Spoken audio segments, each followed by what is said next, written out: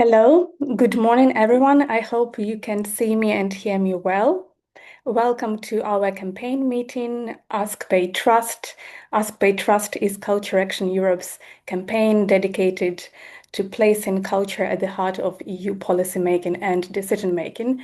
I am Luisa Moros, Culture Action Europe's head of policy, and today we're going to talk about the most recent developments around the MFF, the Multiannual Financial Framework, which is the EU's next long-term budget for 2028-2034.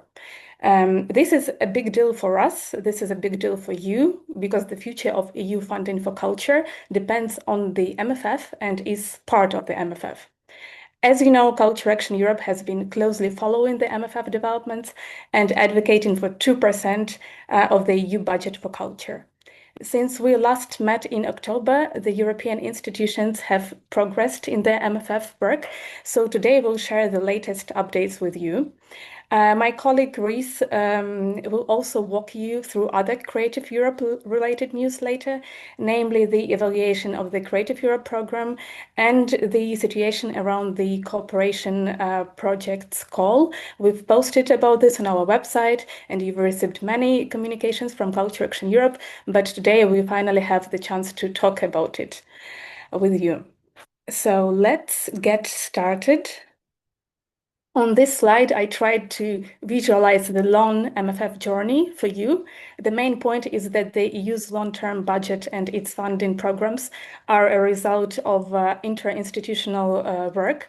The Commission proposes, and the Parliament and the Council, representing the governments of member states, negotiate and adopt.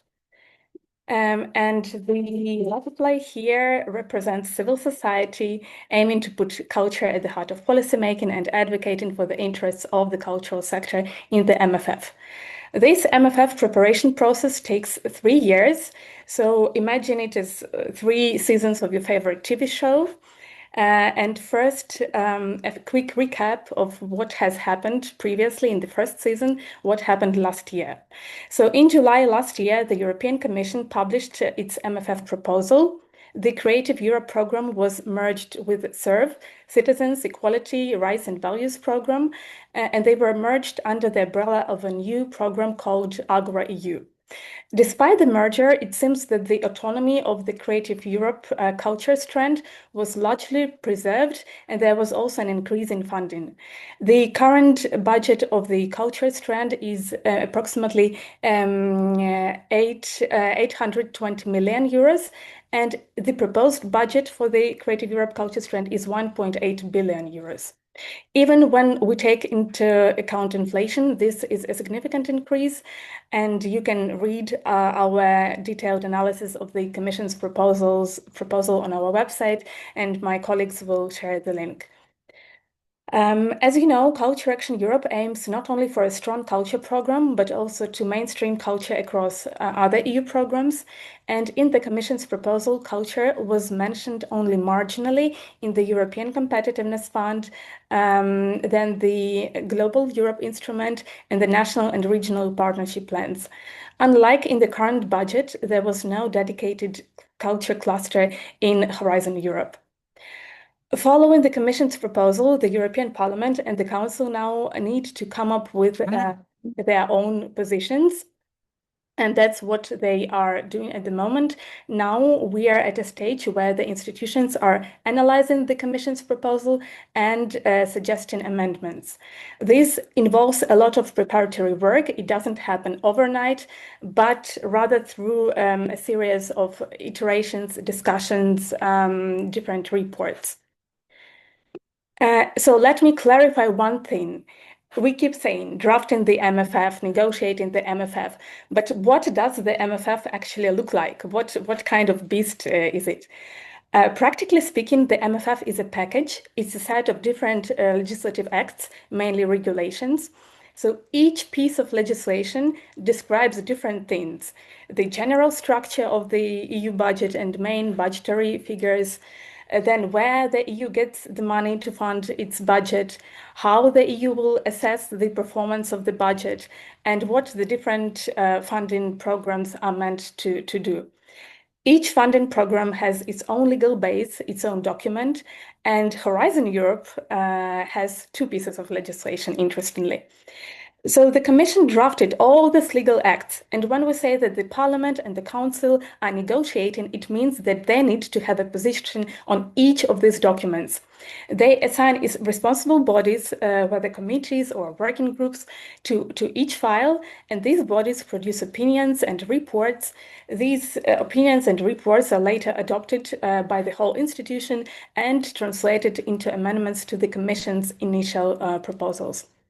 Of course, at the cultural sector, we don't need to follow all of these files, but many of them are still relevant for us. On this slide, I've highlighted the most important ones. So the MFF regulation, because it outlines the general structure and architecture of the budget, also the main headings and their budgets, right? AgoraEU regulation, obviously, the European Competitiveness Fund regulation as a potential source of funding for creative sectors and industries. Then Horizon Europe regulation, it's relevant for artistic research. And here I indicated two pieces of legislation that I mentioned before. The Global Europe Instrument regulation for international cultural relations and the European Fund for Regional Development and the Cohesion Fund. These are labeled now as the National and Regional Partnership Fund. And it's relevant for us because it could support the regional dimension of culture, including cultural infrastructure, socially engaged arts, grassroots initiatives. I remind you that all these slides will be accessible after the meeting, and you can click on all the words in pink because they contain hyperlinks. Culture Action Europe has prepared its general position on the MFF, where we proposed amendments to the regulations that I've just mentioned. And we've already shared this position with many members of the European Parliament, with attachés, including attachés for culture, for research, innovation, and competitiveness. Let me just briefly remind you about our main asks. First, it's ring-fencing and earmarking funding for the different strands within the AgoraEU program so that the culture strand and other strands receive a fixed share of the budget. Second, we want to maintain a dedicated cluster for culture and artistic research in Horizon Europe in the Competitiveness Fund. Third, we want 2% for culture in the National and Regional Partnership Fund. And finally, we call for introducing, or rather reintroducing, a mechanism that uses digital fines imposed by the Commission on Big Tech under the Digital Services Act, Digital Markets Act, and AI Act to top up the AgoraEU budget. There are many more demands that you can find in our position paper, but these are the most relevant ones at the moment. I hope now you remember everything about the MFF. It's time now to discuss what's happened since we last met, and it's time to discuss the position of the Council of the European Union. As a reminder, Council of the European Union represents national governments of 27 member states. If you remember, at our previous meeting, we talked about the so-called negotiating box. So this is a document which outlines Council's general approach to the MFF, main structure, headings, how much money, and the Danish presidency was supposed to prepare it by the end of 2025. Indeed, we now have a draft version of the negotiating box, but without financial figures. So we don't know yet how much funding the Council envisions for AgoraEU. We expect the Cyprus presidency to deliver final figures because the Council aims for an agreement, for the MFF agreement, by the end of 2026. Of course, that's a very ambitious political goal, but we'll see how it plays out in reality. Apart from that negotiating box, the Council is already quite advanced when it comes to specific funding programs. And here we have some not so good news. Remember the passing mention of culture in the Competitiveness Fund, which I talked about at the beginning. So in the current revised presidency text, in the version that the Council proposes, that mention is gone. It's crossed out. If we look now at Horizon Europe program, because Horizon and the Competitiveness Fund, they're closely connected, their structures mirror each other. So as I mentioned earlier, there are two Horizon documents, one on the general framework program for innovation and research, and another one on the specific program. In practice, they're very similar, but the specific program is simply more detailed and operational. Here we have both bad news and good news. The bad news is that the only mention of culture was removed from the framework program and replaced with social SSH, social sciences and humanities. The good news is that in the specific program, culture and creative sectors are outlined, on the contrary, more visibly. We don't have yet access to the full text, but this is mentioned in the progress report of the Council. They call for three clear areas of the society component of Horizon Europe, and they want to explicitly mention sustaining European cultures and creative industries, and also pay attention to the language European cultures in plural. So we expect something more concrete, and it's good that in the specific program there is a clear mention of culture, but still at Culture Action Europe, we believe that culture should also be clearly present in the framework program, right, in the more overarching document, because we believe it belongs there as an essential component of the European Union's competitiveness, innovation, and research framework. And if culture is absent from the framework program regulation, it sends a bad political signal. What gives us hope is that this is not a final text. It will change many times. It was changed already many times. There are several iterations of this compromise versions. So there is still a possibility to influence the process. As for the National and Regional Partnership Fund and Global Europe, the presidency texts are not publicly available yet, and there is no specific information on culture in the progress report. So progress reports are these documents where the Council summarizes its discussion in the narrative way, and then compromise texts or revised texts. These are texts of the regulation itself with the proposals of the Council. So now we need to wait. The Council has also published a progress report on AgoraEU, and I'd like to focus on that. First of all, member states welcomed the three-strand architecture of AgoraEU, namely Creative Europe, Culture Strand, Media Plus, and Serve Plus. However, some suggested alternative configurations, such as, for example, grouping the culture strand and the audiovisual objective under a single Creative Europe strand, similar to what we have now, then creating a separate news strand, or adding a distinct cross-sectoral strand, also the one that we currently have in Creative Europe. At the same time, many delegations warned that merging programs, especially combined with a new AgoraEU name, and especially given very limited detail in the proposal, they warned that this could dilute the distinct identity and achievements of the existing programs, both Creative Europe and SERV. This also led in the Council to discussions about renaming the program and or its trends, and we at Culture Action Europe even heard suggestions such as cultural AgoraEU, for example. Member states also requested a clearer definition of the culture and creative sectors in the legal base, as well as more detail on concrete funding schemes and activities. And that was also one of the points of our advocacy, to have not only objectives of the program outlined in the legal base, but clear annex with clear funding lines. Some delegations suggested continuing support for specific sectors, for example, music and publishing. As you remember, this is one of the difference between the current Creative Europe and the new proposal, because in current Creative Europe program, we have sector-specific actions for books, for music, for cultural heritage and architecture, and this sector-specific support is gone from the new proposal. And finally, most member states supported re-establishing a program committee. A reminder, a program committee is a body which is composed of representatives of all 27 member states, and they assist the Commission and provide opinion on the annual work programs for Creative Europe, which is very important. So member states also strongly supported maintaining the current desks and contact points for Creative Europe desks and serve national contact points. And some delegations even proposed a separate article dedicated to these desks and contact points.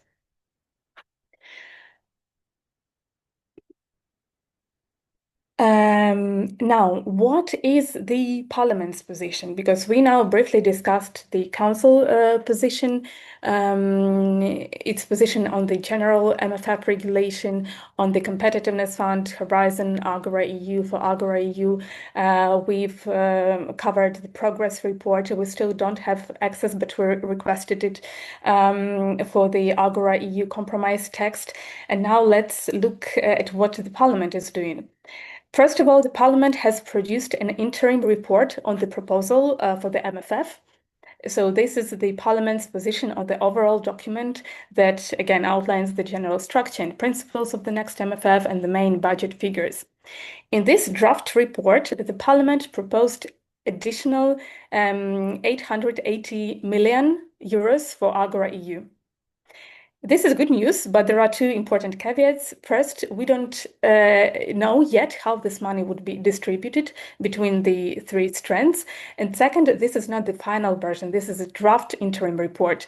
The report will first be adopted in April by the Committee on Budgets of the Parliament, and then in May in plenary in Strasbourg, where all members of the European Parliament vote. It's important to understand that this is a general document. It is not a position on Agora itself, so there are no other mentions of culture in the report. The amendments to the draft interim report that Culture Action Europe submitted at the beginning of January mainly concerned digital fines, because this is a specific budgetary mechanism, and it was the appropriate place to push for our idea about using digital fines to top up the Agora EU budget. So the appropriate place for that proposal is in the MFF regulation, and I think this is a good example of an important rule. If you want to submit amendments, think carefully about the relevant document.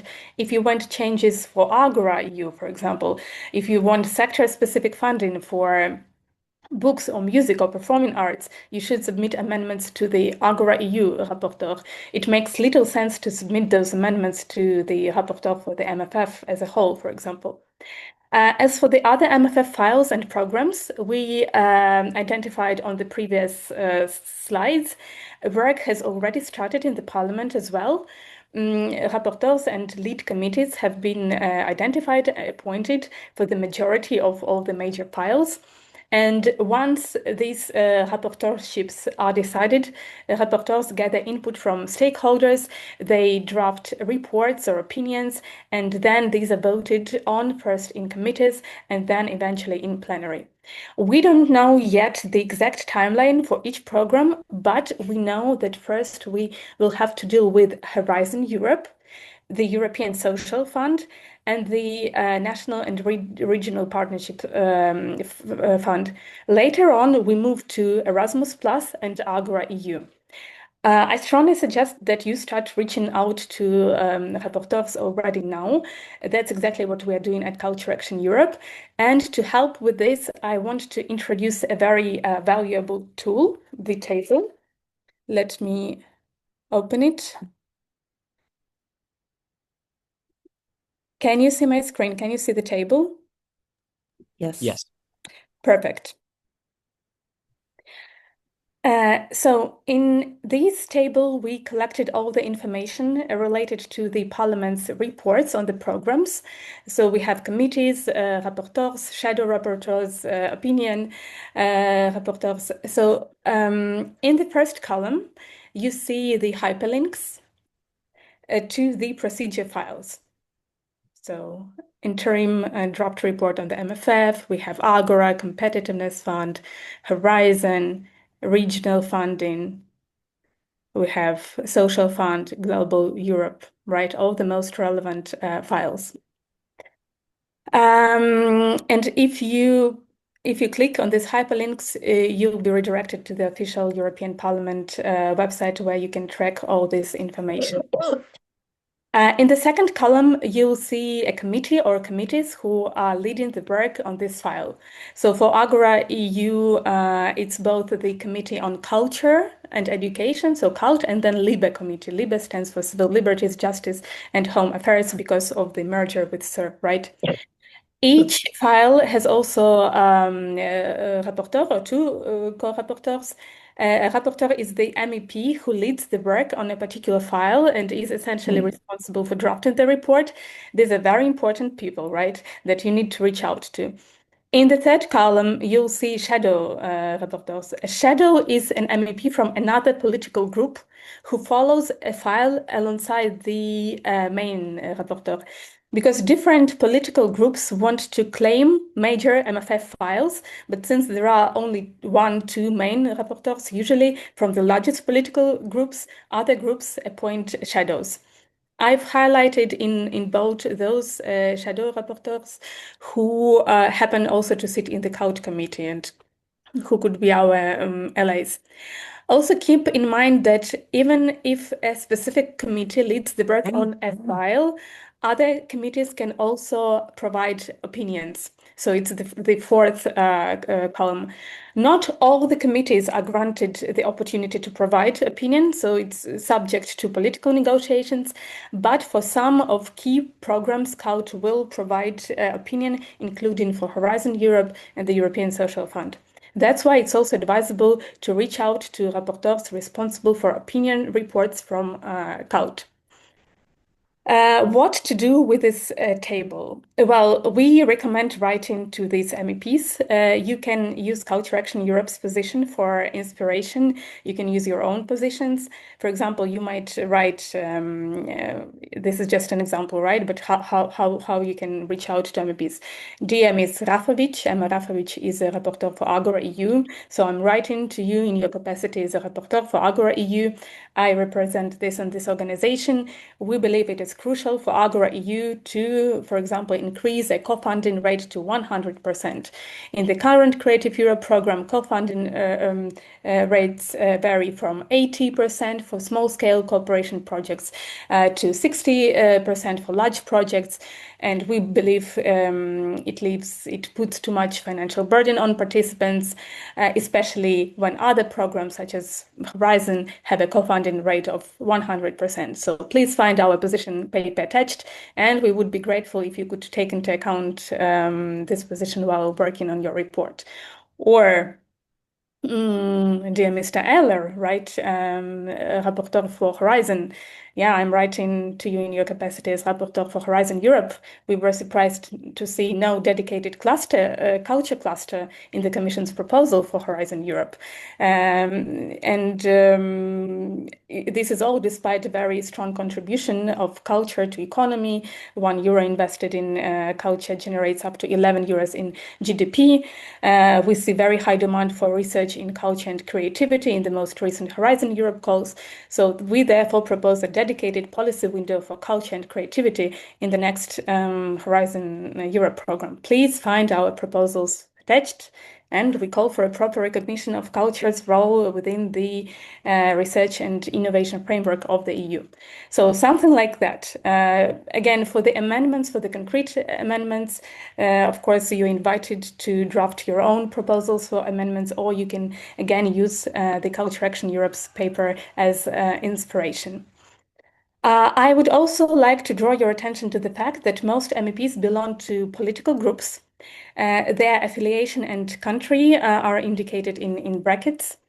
And it's up to you to decide whom to contact. Just be aware that there are MEPs from across the political spectrum, from left to far right, including groups such as ECR, European Conservatives and Reformists, ESN, Europe of Sovereign Nations, and PFE, Patriots for Europe. Now, January and February are a very good moment to share your proposals with MEPs. Why is this important? Because as you saw, the Council is already shaping its position, and that position is not always favorable to culture. And the parliament, on the other hand, is an active player that can shape decisions in trilogues and in the interinstitutional negotiations. Let me come back to my slides. One moment.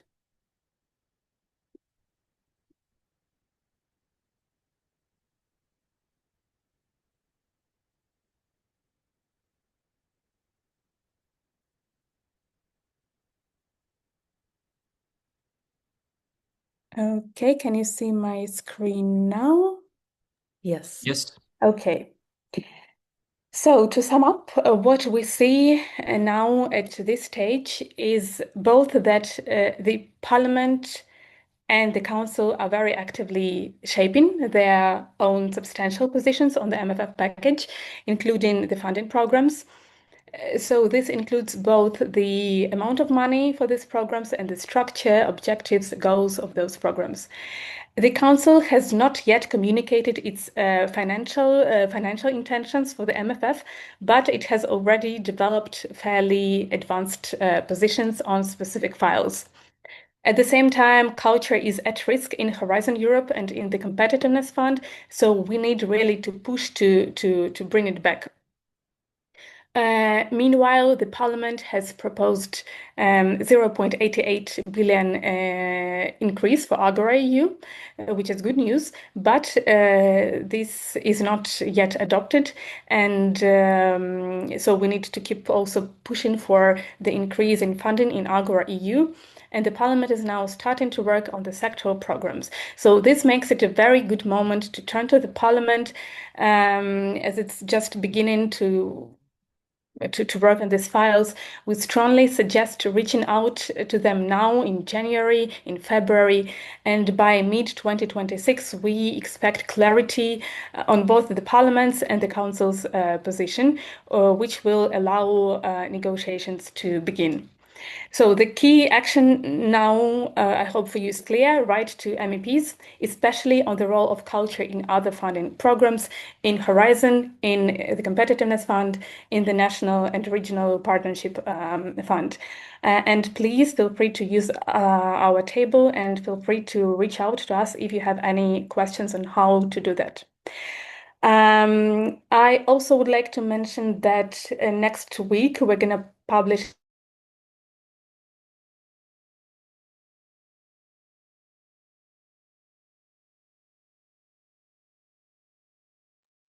Please bear with us. It seems that Louisa is lagging ever so slightly. Can you hear us, Louisa? You lagged in the last can you hear me? 10 seconds. Yes. Can you repeat yourself from the important thing now? Yes, so the important thing now is to reach out to MEPs, and I hope that our table will be of use in this process. And please feel free to reach out to us if you don't know how to do it. We will gladly help you. I also wanted to let you know that next week we're going to publish a blog post on our website highlighting all the information, all the developments that we discussed today with you. And I hope this information in one place also will help you to shape your advocacy position.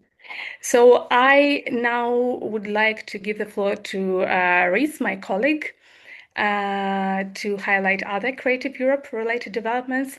And after that, we'll have a moment to discuss.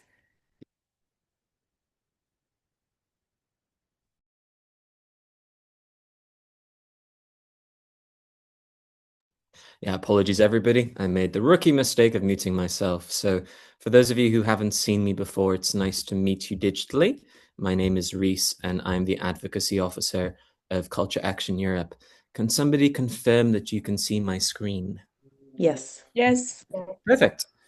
So to begin with, if any of you have already read or are familiar with these documents on Creative Europe from December that were released on the 17th, feel free to have a break for 5 minutes, go make yourself a coffee, have a walk around. But if you are interested, please do stick with me. So in a nutshell, just before the holidays, there were two reports that were released by the European Commission. One of them is only 8 pages long. It's called A Decade of Creative Europe. It's essentially an executive summary of a 230-page Commission working staff document, which evaluates both the previous Creative Europe in its entirety and the progress so far on the current Creative Europe program. It has a lot of interesting data. So why is it that I'm highlighting this in our campaign meeting? Well, first of all, some of you might remember that in September last year, there was a hearing in the European Committee of Education and Culture on this very topic. Those findings were preliminary. Even if the main spirit is still pretty much the same, the official documents were not ready then. The official documents were only released in December. So it's useful to be able to cite something that's official and not only preliminary. Secondly, it's also useful in a couple of ways.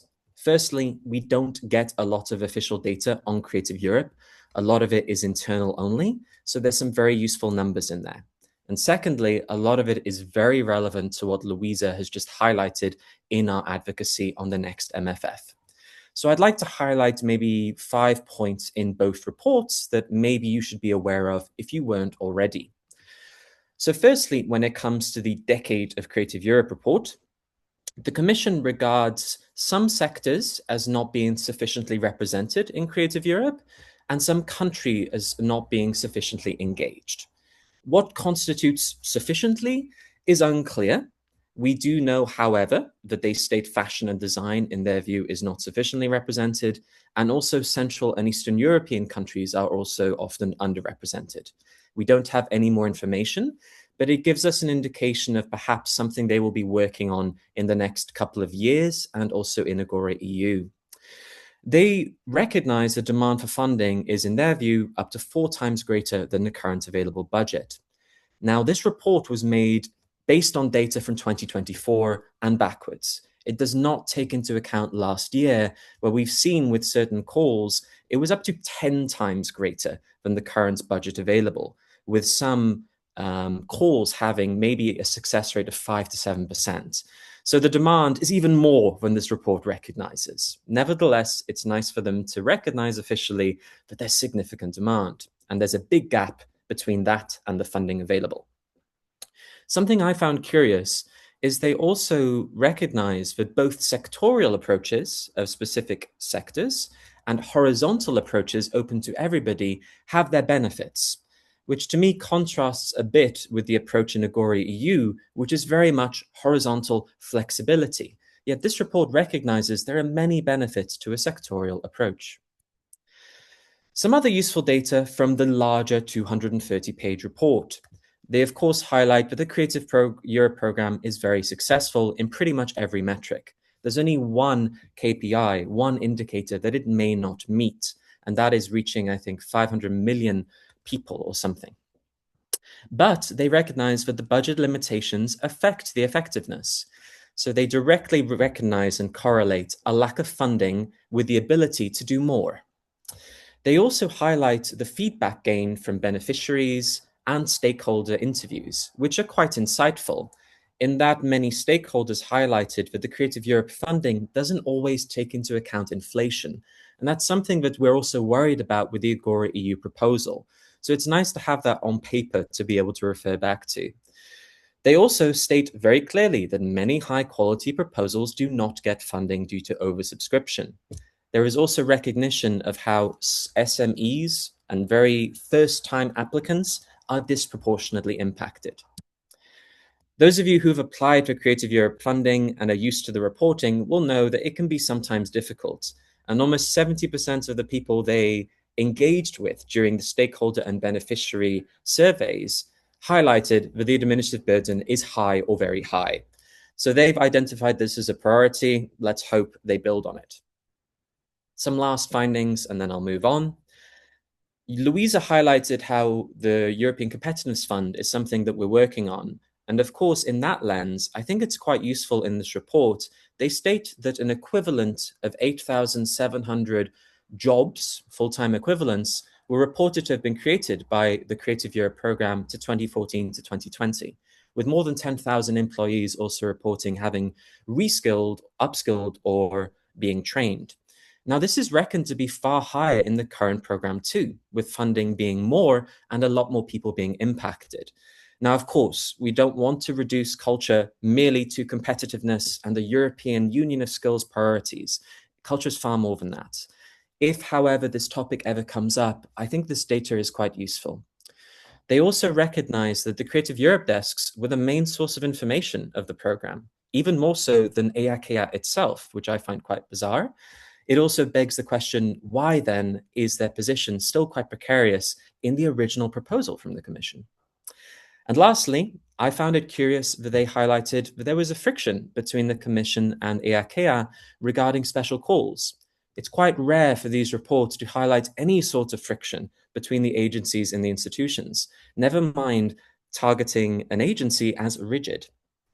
But my main takeaway for you, if you've not read this report, is they recognize the Creative Europe funding is essential, that it fills in gaps that cannot be replaced at the national level at a time when national funding is being cut significantly. And otherwise, this provides really vital support. They highlight that only 6% of organizations felt that they would have been able to implement their projects without Creative Europe funding. So think back to what they said about 4 times more demand than available funding. Well, then 94% of those projects that didn't get it are likely never to have realized their project. I think that's something we should try and bring up in our conversations on our advocacy. Moving topic to the cooperation call. So some of you might recall back on the 20th of November last year, we called for an investigation into the Creative Europe 2025 European Cooperation Projects application process. If you wish to go into great detail, we have all of the information on our website. Just follow the links to these 2 specific web pages. You will see the letters that we sent and the responses we received. In a nutshell, if any of you are not aware of this whole situation, the 2025 call introduced a new criteria where an organization cannot be a part of more than 3 applications for the dedicated call. What the problem is, however, is that the technical implementation of this criteria meant that when an organization was added to a new application, perhaps as an associated partner, they were not receiving automated notifications, nor was their consent explicitly required. So this has led to organizations being added to project proposals without their consent. And this creates significant issues because the repercussions are very drastic, including all of the projects of that organization impacted essentially not being admissible because of significant point differences occurring as a result, if not a removal entirely. So what has happened since then? Well, we received another letter from EAKEA, the director Sophie, just before the holiday in December. They stated that the shortcomings of the notification system are being examined. They also recognize that discussions are ongoing with the grant management IT system. So let's hope that this is addressed for the next call. They also state that they're taking these redress requests very seriously, and some investigations on alleged unauthorized use of PICs have already begun. They nevertheless reiterated their position that ultimately responsibility for compliance lies with those applying. It lies with the project coordinators, but every case will be dealt with on a case-by-case basis. Also, at the same time as that, some project coordinators were being reached out to by EAKEA to confirm that they had the explicit consent of all organizations in their proposals. They were asked to provide supporting documents, evidence, or if that was not available, to explain what happened. In relation to this, just last week, a couple of weeks ago, many organizations impacted have been contacted to confirm whether they have had potential unauthorized use of PIC, essentially reconfirming information they have already provided to EAKEA. They had 7 days to respond, and if they did not respond, it essentially would be, okay, we assume everything is in order, no further action is taken, you were in 4, 5, 6 applications, however many it may be, and you knew about it. In that, they include a warning that depending on the outcomes of these investigations, there could be let's say, repercussions, including potentially exclusion from all future EU procurement contracts and grants, which is a very, very heavy consequence. So where do we stand as Culture Action Europe on the current situation? And of course, if anything is missing, I invite my colleagues to provide their input. Well, we don't think this really aligns with the spirit of collaboration of Creative Europe, which lies at its core. The focus should really lie on resolving and providing justice for the technical implementation of the call where the issues lied, both for those who are impacted in the 2025 call, but also for ensuring that this cannot happen again in all future calls, including that of 2026. So we really do think it's better to focus on that than to open the door for finger pointing and blaming one another. And coordinators who receive this communication are faced with a very big dilemma, because on the one hand, they have done nothing wrong, and yet they now face the situation where they either need to blame the very people they wish to collaborate with, who they were part of these projects with, or those who they were unaware of, they now may potentially chuck under the bus and ban them entirely from any future applications, which doesn't seem very proportionate to what could have been an honest mistake. So the current situation risks turning the sector against itself at a time when the conditions are so precarious for many anyway. So that's my summary of the position. But what now? Well, we are expecting the results of the redress cases over the next month and a half. And so, of course, depending on what happens, we will be sure to be vocal and to reach out to our networks accordingly. But also, in the meantime, we remain ready to engage constructively with the Commission on procedural solutions. We outlined these in our very first letter to EAKEA, and we hope that they are acted upon. So that summarizes my segment. If there are any questions, I believe now would be the time to look at them. And there were two questions earlier in the chat. Louisa, if it's okay for you, I will go back to them and read them out, unless you would like to read them out yourself. Thank you, Reese. There was a question about the total budget for AgoraEU, whether it's the budget for the whole cycle or an annual budget, and the answer is yes. This is the budget for 2028, 2034. So this is a 7-year MFF cycle budget. And another question, I believe, was from Irene. There is an Erasmus Plus MFF consultation by the Code Committee. Is anyone joining that? Our focus now is on AgoraEU, Horizon Europe, and Competitiveness Fund. We don't have the clear position on Erasmus Plus yet, although we recognize the potential opportunities that Erasmus Plus provides for the cultural sector. But now we see the main urgency with Horizon, because if you look at the budget of Cluster 2 Horizon Europe in the current MFF cycle, it's significant sum, almost 12 billion. So we really need to fight for that in the next MFF. Okay. In the meantime, I do see one question in the chat, but I also see a hand being raised. So Constanza, if you want to ask a question, go ahead. You have the floor. Oh, great. Thank you very much. Luisa, Andres, thank you for this really, really good material and presentation. I'm coming back to a part in your presentation, Luisa, at the beginning, when you mentioned also the issue of the European Fund for Regional Development, Cohesion Fund money, and its importance for socially engaged arts and regional activities. And here, can you tell me maybe, I know that in the past, normally on this issue, there were operational programs decided on the national level, sometimes also on regional level. Now, I think there are changes coming up here, right? And is it possible to say some words about that? Because this is important for our work. On the competence, who puts up the details then?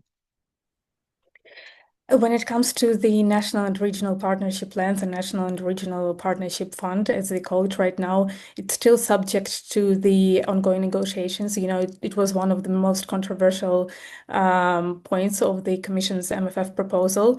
So I'd say let's wait for the Parliament's position because it will be an important one, because currently it's all in the negotiation and we cannot for sure say how the program will be implemented. Same applies to the AgoraEU program and other programs. But I suggest providing input, providing amendments, proposals for amendments at this stage. Also, the new proposal for the national and regional partnership plans provided some opportunity for earmarking, for social spending, for example, climate spending. And that was one of the main proposals of Culture Action Euro to earmark 2% of the EU regional funding for culture, also following the precedent of the Recovery and Resilience Facility, where the 2% goal was almost achieved, right? I think it was 1.8, according to the Commission's information last year. And given the deadline in 2026, it's possible that this goal was already achieved. We'll see. So I would say this is subject to negotiations and influencing right now. So it's the moment for you to act. I see a question. Let's take one question from the chat, from Simona. Has the European Ombudsman been involved in that? Reese, do you want to take this one? Yeah, gladly, as I think it's related to the cooperation call. So the answer is not so far, at least to the best of our knowledge. However, of course, that always remains an option. So just to clarify where we're at, currently there are redress cases being processed in line with Article 22 of the Executive Agency Statutes. This is really the first port of call for anybody wishing to challenge a result or a process related to an application. Now, of course, depending on those results, there is always the option of taking things and escalating it higher. For example, there is, as you mentioned, the European Ombudsman, but there is also Article 263 of the Treaties on the Function of the European Union regarding annulment. That is also still an option after the results come out. So let's just say for now, the situation is, as I highlighted, we're waiting to see the results of the current redress cases before assessing the situation and whether there is a need to escalate. We personally really hope there is not. We hope that everything resolves very peacefully without any issues, but let's see what happens. Louisa, unless you have anything to add, I would then invite Corinne to speak. You have the floor. Yeah. Thank you. Hello, everybody. Thanks a lot, Louisa, for this huge work and analyze. Sorry for my voice. Now, my question is more for all of us and for the future. I mean, for the coming weeks and months. I'd like to know how we coordinate ourselves concerning the evolution maybe of the narratives, because I guess that some of us or all of us, we will meet different people. For example, Christian Eller for me the first week of February. And with Maria, we are trying to set up a kind of discussion with him. And then maybe that could be interesting to organize ourselves, coordinate ourselves in order to follow the different discussions on the different programs, but also to see the synergies between all of them. Because, for example, Eller, is the one really focusing on all about tech. Is the father of the of the cloud, of the ecos, for example. And so yes, my question is this, because the position of CIO is the position of Culture Action Europe is our position, our global position, and maybe there will be some evolution. And then, so it's question for you and for all of us. But again, thank you, because it's such a huge work. Thank you so much, Corinne, and thank you for your very important question. Indeed, that's something that we have been discussing internally, given the Council's position and given the upcoming Parliament's position. First of all, I believe there will be some moments in the future to decide on how we move forward. One of those moments would be the 3rd of February, the Cultural Deal for Europe policy conversation, which many of you will be attending and are registered to it. And there is also a preparatory meeting happening after this meeting where we will discuss more in more detail. And I believe 3rd of February would also be a good opportunity to send this signal to members of the European Parliament, because we have MEPs from CULT, from Budge, from Regi, about mainstreaming culture. I think AgoraEU, again, it's subject to negotiations, and that 0.88 billion proposal, it's still not final yet, but we can see we can see the trend. We can still have, and we do have some amendments when it comes to the specific text of AgoraEU, but I guess for us it's important to prioritize right now mainstreaming culture and focusing on all those other programs. So I agree that there should be a moment for us to discuss how to coordinate it in the best possible manner. And I believe also the 3rd of February Cultural Deal for Europe policy conversation would present an excellent opportunity to to present this shared vision. Okay, thank you. Then, as we're running out of time, I see 2 hands up. If it's okay, I will read out the question in chat, which I think is more targeted to your presentation, Louisa. Then I'll give Lars the floor if he wishes to comment or add a question. And then I think we will need to conclude the session. But just in case anybody has not had chat open, please do be aware the slides are available on the event webpage. I've shared the link in the chat. You can access all of the hyperlinks that Louisa was highlighting, which are very important. So the question was from Anita, who are the difficult MEPs, the ones that need to be persuaded? So Louisa, rather difficult, of the 720 MEPs, who have you identified as those who need to be persuaded? I would say we need to focus on other committees other than CULT. First of all, it's ITRE, the Committee for Industry, Research, Technology, Energy, REGI, for regional development. I mean, you could, and obviously Budge, the Committee on Budgets, which is like the most important committee that is dealing with the MFF. I mean, difficult MEPs. It depends on their role. You have the table with rapporteurs, shadow rapporteurs, opinion rapporteurs, and I believe we need to reach out to all of them, taking into account the political affiliation, if that's important for you, focusing on other committees. Also, I believe it's important for the cultural sector to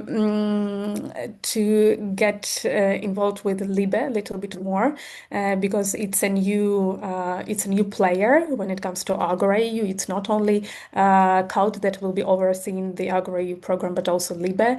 And actually, a rapporteur from LIBE for AgoraEU, Alice Kunke, used to serve as Sweden's Minister of Culture. So there are hopes that she understands the value and importance of culture in the budget process. So yeah, reach out to committees other than CULT. That would be my main advice, with focus on Budge, ITRE, and Regi. Okay, thank you, Louisa. And Lars, if you wish to have any comment or final question, now's the time. Otherwise, we will wrap up. Yeah, no, I won't take much time. I just wanted to react on the one but last question about Creative Europe. And thanks, Reese, for the brilliant presentation. And anyway, Louisa, for this. Also, I have learned a lot, although we are in a daily conversation. Thanks for this. I wanted to comment on where the discussions are going on that are forming our opinions, especially when it comes to the Creative Europe case at the moment. I see Maria, for instance, in the room from our board. I can assure you that it has taken significant time also of the Culture Action Europe board to stay in a conversation and find the right position of us versus the advocacy that is needed for the sector, because we recognize that it is a delicate position, and I think Rees has sketched it brilliantly.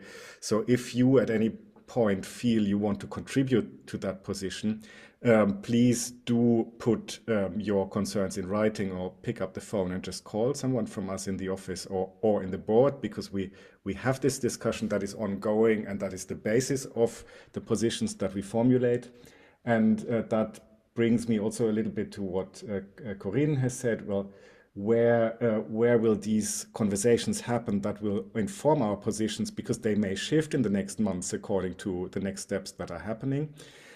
Action groups is where not only the network action group, where Corinne would naturally be in the driver's seat also, but we will also launch 4 new action groups, or revive 1 action group on working conditions that are content driven, but that are, like for instance the external relations working group that we will launch, that is intrinsically linked to the MFF discussions, and that will inform our positions.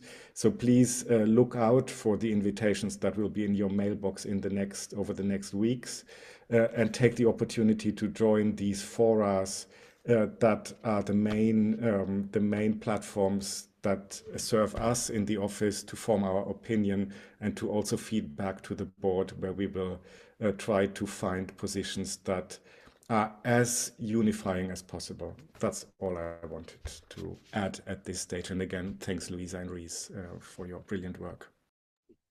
No, thank you, Lars. And indeed, I think very good ending words. And we believe in Creative Europe.